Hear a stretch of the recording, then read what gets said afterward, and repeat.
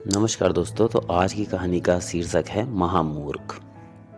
होली और दिवाली दो त्योहार ऐसे थे जिन पर महाराज कृष्णदेव राय अपने दरबारियों को विशेष उपाधियां दिया करते थे। दिवाली पर पंडित श्री की उपाधि दी जाती थी और होली पर महामूर्ख राज की। इसे इत्तेफाक ही कहा जाए कि अपनी तीक्ष्ण बुद्धि के बल पर हर बार ये उपाधियां और इनसे संबंधित उपहार तेनालीराम ही झटक ले जाते थे।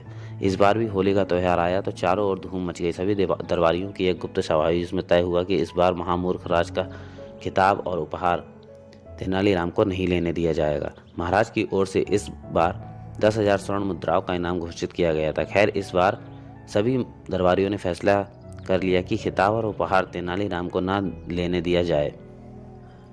इसके लिए उन्होंने तेनालीराम के खास सेवक को पढ़ा लिखा कर व इनाम का लालच देकर तेनालीराम को छक्कर भांग पिलवा दी, ताकि होली उत्सव पर वह अपने घर पर ही सोता रहे और राजकीय उत्सव में शामिल ना हो सके। दोपहर बाद तेनालीराम का नशा कुछ हल्का हुआ तो हड़बड़ाहट के में वह उठा और घबराहट में ही राजमहल की ओर दौड़ पड़ा। राजा कृष्णदेव राय उसे देखते ही डपट कर बोले, अरे तेनालीराम, यह क्या मूर्खता की कि आज के दिन भी भांग उठ कर सो गए।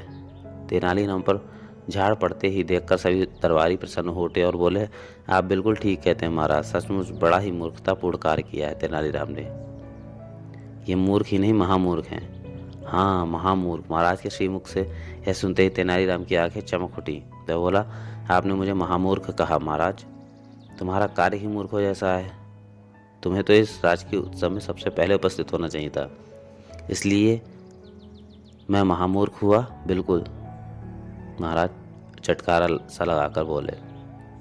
क्यों आई हो? तेनालीराम दरबारियों की ओर घूम गए, फिर पूछा, क्या आप लोग भी ऐसा ही समझते कि मैं महामूर्ख हूँ? हाँ बिल्कुल, तुम महामूर्ख हो, सभी दरबारी एक स्वर में बोले। तेनालीराम महाराज से मुखातिब होकर बोला, महाराज, आपका और पूरी सभा का आज होली उत्सव पर यह फैसला है कि मैं महामूर्ख हूँ।